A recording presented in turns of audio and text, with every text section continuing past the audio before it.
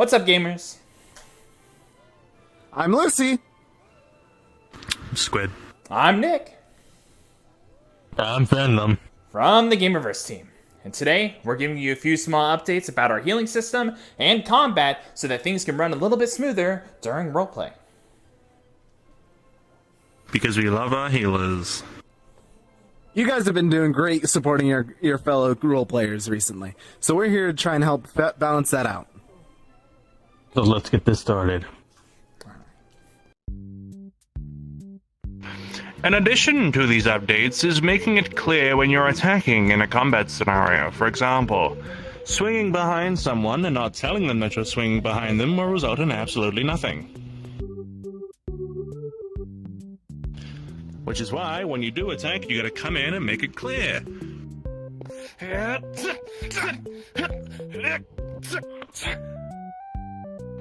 Now, of course, you can attack from behind, so long as you're making it clear, but the same rules apply to projectiles as well. Like every gun, it needs some kind of effect, or else it does nothing.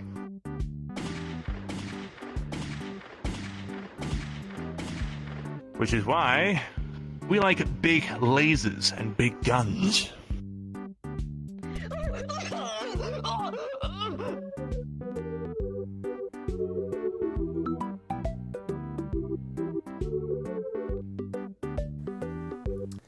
Now, not everyone has a giant laser on their model. Now, not everyone has a model that they can edit and put effects on. So, there's some things that people have to fall back on known as explanation RP when it comes to combat. Though, this isn't something that we always want to rely on. So, whenever you do have to explain something to someone in the middle of combat roleplay, you want to keep it as brief as possible. So, if I were to come behind Scout here, and I were to attack him from behind, instead of coming behind and being like, hey, I'm coming from behind you and stabbing you in the back, I would simply make it as loud and clear as possible, backslash, and hoping, giving the time that something was said. Or, to a character, like an example of Engineer here, who doesn't have such a big laser kind of weapon, it's just a simple minigun. What Engineer here has is a simple laser that points forward to whatever enemy is being fired at, such as Scout, and whenever fired upon is a repeating particle effect, although it's just small, simple bullets, shows Scout that you are being targeted at and being constantly fired upon, which Scout is able to react accordingly to.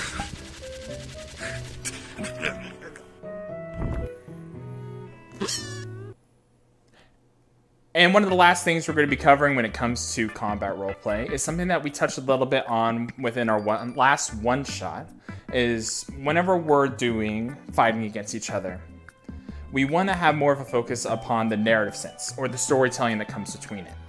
Instead of saying, my guy can beat your guy, and I'm just doing it to show that I'm stronger than you, think about more of the story that you can tell in between it all. When you're facing off against a greater foe, you want to think about how you can give that great enemy that awesome time the monologue right before so that you can go and clash up against them. And even though you think you are just as fast enough to block every hit, that maybe you actually do take a few scratches or get hurt, but it's through that damage that you push through and do a big attack to slash right back. You're telling this awesome story that keeps the combat and the roleplay itself intriguing, that keeps things interesting. And although we all want our all shining moment against the great enemy that we fought so far to get to, everyone else wants that too. So you have allies with you to do cool combos with. We've seen it before in the past. When you have everyone coming in trying to do their attacks and storm one person all at once, you're not going to get good results. Something that we tried to do that I think we're going to want to focus in on now is try to keep groups around 5 at the most on any kind of enemy.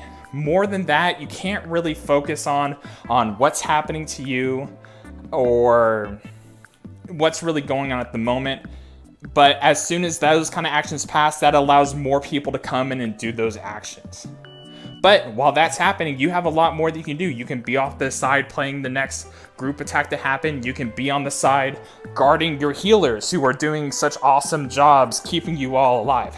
There's a lot to do within combat that you can help out with. So let's show you an example. Something you've probably all seen a lot that we just don't like to see. So, what do we not like to see, guys?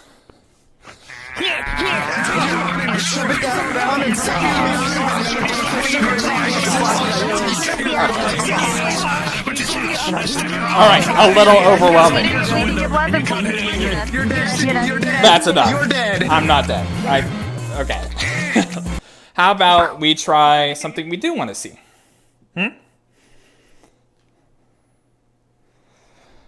Alright. You all think you can get past the devil in his domain? Think again.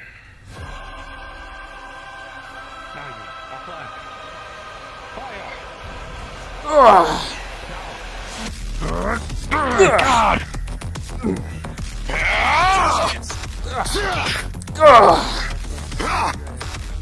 Get off of me!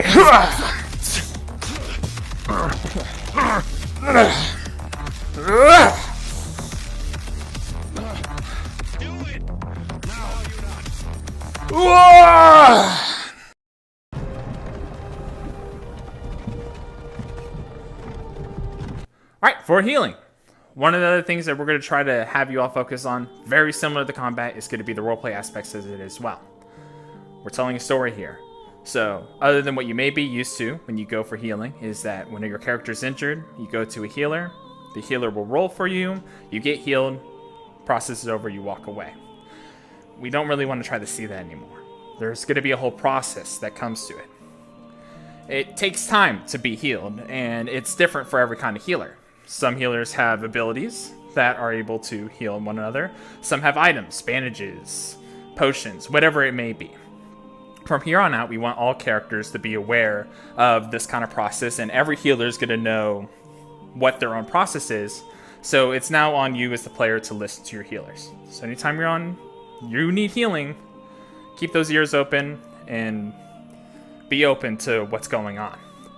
Something that you may be used to going on is probably going to be a scene similar to this. Okay, you're both hurt. Let's see. Okay, I got a 16. You're both magically better. Go get him.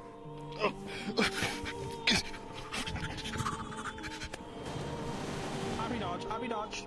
Happy dodge. Happy dodge. Happy dodge. Happy dodge. Happy dodge. Happy dodge. Happy dodge. Happy dodge. Not exactly what we're looking for. But we can do better. I come back to life. And not really what we're looking for combat either. But like I said, we're working on it. So one of the things we're going to be changing now is in between rolls for any healers from now on, we want there to be a 60-second gap.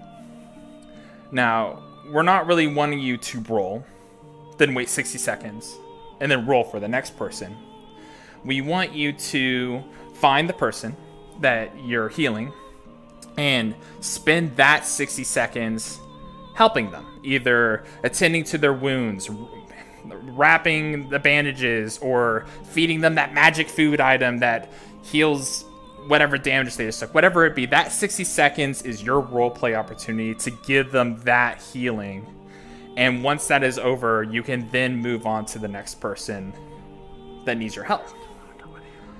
And as the person that is being healed, not every time you get healed is immediately putting you just perfectly back up on your feet. A fatal wound to the chest, through the lung, that sets you to near death, as much as a magical healing that puts you back up to 75 is going to be great, you're not going to be immediately jumping right back up into battle. Sure, the circumstances change, but think of what's happening, try to be realistic with it, and tell a cool story here.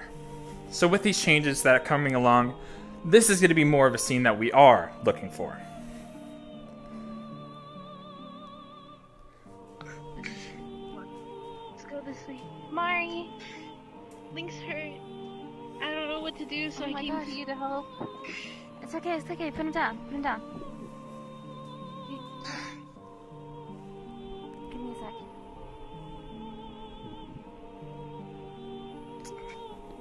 Okay. got an average heal for you. You see you have a wound on your stomach, so that's gonna, as you eat more, it's gonna very slowly close up. The bleeding's gonna stop, but you're gonna still feel a really sharp pain in your stomach that hurts anytime you move. You should sit out for a while.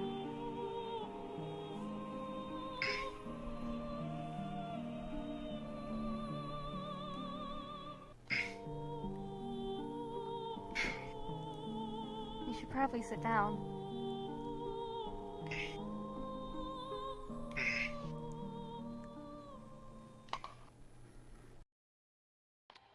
Hello everyone, it's me, Wolfix, the Amori from Gamerverse. I'm here to explain today the change to rank 4 healers. As you know, healing has always been a big thing in the RP, and not everyone is super experienced with it. So for those that have little to no knowledge of, they're rank 4.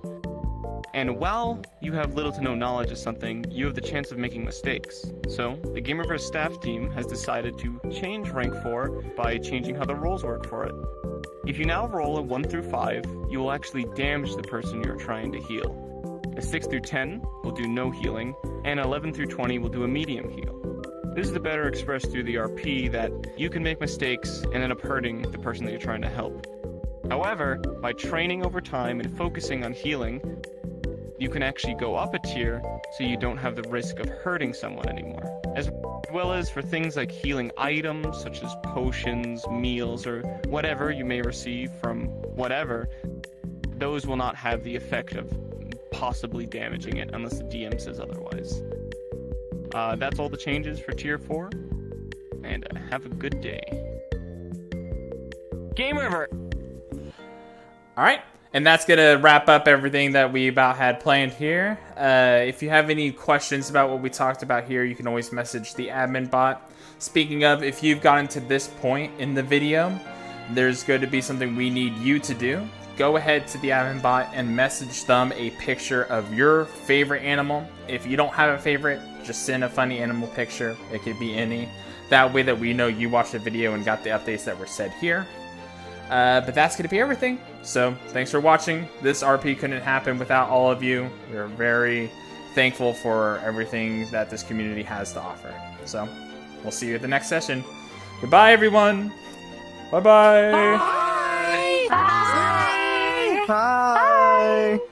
Bye. Have a great time. Yo, mama. Shut the fuck up!